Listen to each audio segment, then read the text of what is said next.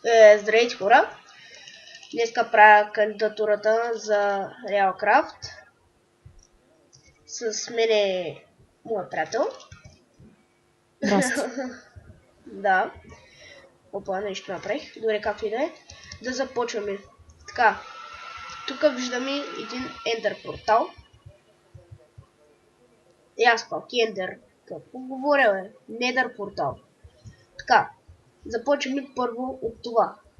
Това е един малък честрум, който е разделен. Така, тук е честрума, отдолу има печки. Това е честрума като цяло. И тук една друга стаечка направих с рандом неща. Така, няма нищо. И пода, нали, така, както и да е. Стената, както ма кефи, така, тук само нещо се бъгна поради стената и... Да, дървчета малко и тук е Brewing пирамидата, така се казвам аз, защото съм я направил като пирамида, нещо подобно на пирамида. И влизаме тук, има два ендър честа. Слизаме надолу, вау, малко лак, и виждаме стеничката и вътре си е самите брюинг стендове, отдолу с вода.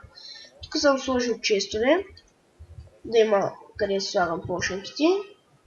И това е като цяло, нали? Излизаме от тук. И това е моста, който ме праща чак натам. Така. Ето това е моста. Строен е съвсем лесно. Тук, опа, съжалявам малко фреймдроп. Много е лесен.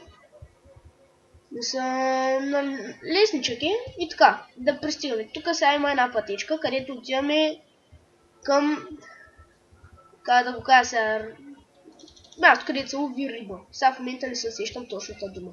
Така, изцяло е строено от такова черно дърво и бяло дърво. Тук има фишинг родове, с които хората, които дойдат, могат да си ловуват. Тук съм сложил малко рибки, местенца и вътре... Добре, тези вилиджери сега ще ми бъдат работа. Така, тук има малко честови с крафтинг тейбъл и фурна, къде да мога да пека работите. Това трябваше да изглежда на нещо, което, нали, както са преди платоите тук, както са правят, нещо не стана както трябва. И тук ми е Edge Table. До 30 левел е.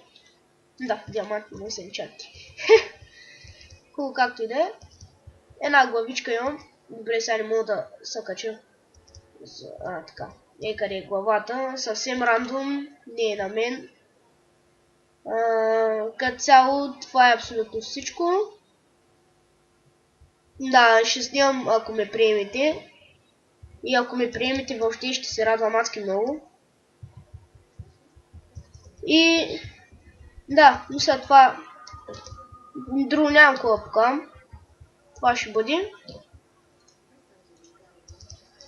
Надявам се да ме приемете и чао!